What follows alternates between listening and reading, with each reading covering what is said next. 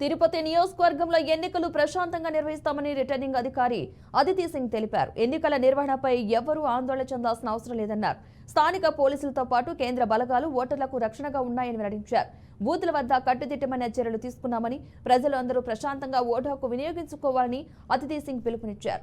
రేపు జరగనున్న ఎన్నికలకు అన్ని ఏర్పాట్లు చేశామంటున్న తిరుపతి రిటర్నింగ్ అధికారి అదితి సింగ్తో మా ప్రతినిధి గోపీనాథ్ ఫేస్ టు ఫేస్.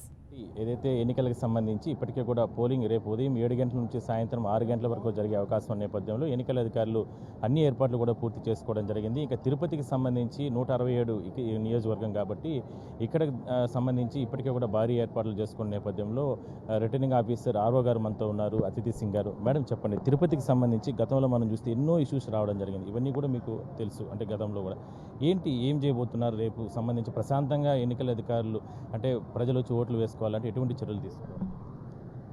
అంటే అందరికీ ఒకటే ఇన్స్ట్రక్షన్ మెయిన్ ఏంటంటే అందరూ రూల్ ప్రకారం పోవాలి. సో అన్నీ కూడా జాగ్రత్తగా ఐడెంటిఫికేషన్ సరిగా చేసుకొని అప్పుడే ఓటింగ్కి అలౌ చేయాలి. దెన్ రూల్స్ ఏదైతే ఉందో అదే ఫాలో చేయాలి. ఎవరితో భయపడకుండా మళ్ళీ ఆల్ పోలింగ్ పార్టీస్కి అండ్ ఏదైనా ఇష్యూ ఉంటే వెంటనే మనకి కమ్యూనికేషన్ ప్లాన్ కూడా ఉంది. సో కమ్యూనికేషన్ ప్లాన్లో ఏదైనా ఇష్యూ ఉంటే పిఓ సెక్టర్ ఆఫీసర్కి ఇన్ఫామ్ చేస్తారు. సెక్టర్ ఆఫీసర్ ద్వారా మనకి తెలుస్తుంది.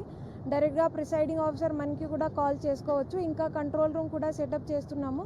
3 టోల్ ఫ్రీ నెంబర్స్ ఈరోజు షేర్ చేయడం జరుగుతుంది. సో పబ్లిక్కి కూడా ఏదైనా ఇబ్బంది ఉంటే వెంటనే మనకి కాల్ చేసి మనం వెంటనే రియాక్ట్ అవుతాం. అంటే తిరుపతి పరిధిలో ఎన్ని పోలింగ్ స్టేషన్లు ఏర్పాటు చేయడం జరిగింది? ఇందులో సమస్యాత్మకమైన ఎన్ని, అత్యంత సమస్యాత్మకమైన అక్కడ ఎటువంటి జాగ్రత్తలు తీసుకోవాలి? సో తిరుపతి నియోజకవర్గంలో 274 పోలింగ్ స్టేషన్స్ ఉన్నాయి. దాంట్లో 86 క్రిటికల్ కింద ఉన్నాయి. సో అక్కడ సిఏపిఎఫ్ ఫోర్స్ ఇవ్వడం జరుగుతుంది. దీంతోపాటు ఇంకా కొన్ని పోలింగ్ స్టేషన్స్ ఉన్నాయి which are critical for certain other reasons.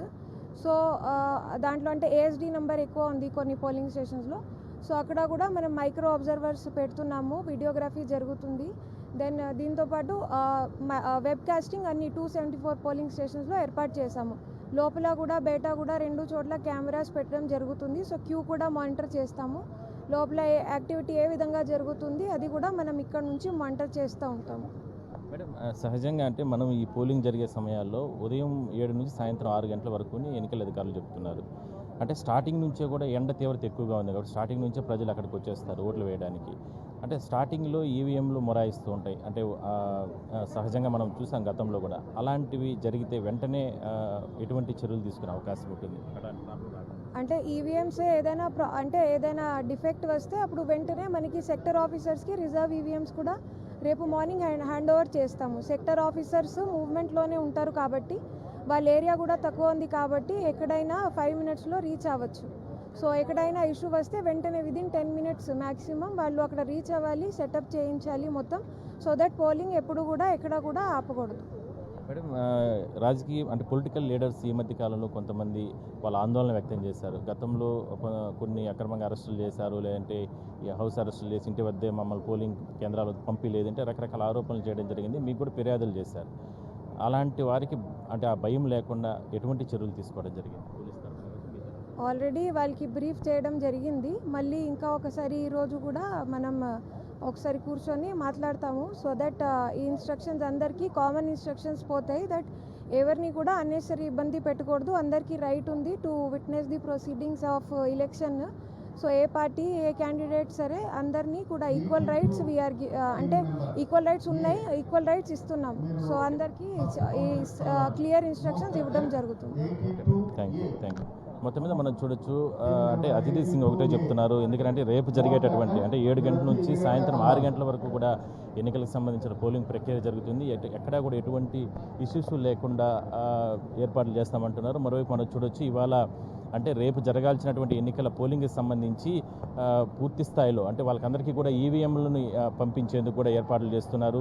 అంటే ఎన్నికలకు సంబంధించి సిబ్బందికి సంబంధించి అంటే తిరుపతి నుంచే ఇతర ప్రాంతాలకు అంటే తిరుపతికి సంబంధించి ఇక్కడ 167 నియోజకవర్గం కాబట్టి ఈ నియోజకవర్గంలో ఉన్నటువంటి దాదాపుగా 227 పోలింగ్ బూత్ కేంద్రాలకు కూడా ఇక్కడ నుంచి కూడా ఈవీఎంలు తరలించేందుకు కూడా అన్ని ఏర్పాట్లు కూడా చేసుకోవడం జరిగింది. దానికి సంబంధించిన సిబ్బంది అంతా కూడా ఉన్నారు. ఒకవైపు ఈవీఎంలు గాన అంటే ఉదయం తెల్లవారుతో అక్కడ 7 గంటల నుంచి ప్రారంభమయ్యే సమయంలో ఒకవేళ ఏదైనా సరే కొన్ని ప్రాంతాల్లో గతంలో అనుభవాలను దృష్టిలో పెట్టుకొని కొన్ని ఇబ్బందులు వస్తాయి. అంటే అక్కడ ఈవీఎంలు మొరాయించడం ఇలాంటి రకరకాల కారణాలు ఉంటాయి కాబట్టి దానికి సంబంధించిన టెక్నికల్ సిబ్బందిని కూడా ఇప్పటికే ఏర్పాటు చేసుకోవడం జరిగిందని చెప్పి కూడా ఎన్నికల అధికారులు అంటే తిరుపతి ఆర్ఓ అంటే రిటర్నింగ్ ఆఫీసర్ అతిథి సింగ్ గారు చెప్తున్నారు. మరోవైపు రేపు ఎవరు కూడా ఆందోళన చెందాల్సిన అవసరం లేదు. రేపు ఎటువంటి అవాంఛనీయ ఘటనలు లేకుండా ఎటువంటి ఇష్యూస్ లేకుండా ఎన్నికలను అంటే ప్రశాంతంగా జరిపేందుకు ఇచ్చినటువంటి అంటే కలెక్టర్ ఇచ్చిన ఆదేశాల ప్రకారం కావచ్చు, లేదంటే స్టేట్ ఎలక్షన్ కమిషన్ ఇచ్చిన ఆదేశాల ప్రకారం పూర్తి స్థాయిలో చర్యలు తీసుకోవడం జరిగిందని చెప్తున్నారు. మరోవైపు కొంతమంది ఈ మధ్య కాలంలో రాజకీయ నాయకులు అంటే కొంతమంది పొలిటీషియన్స్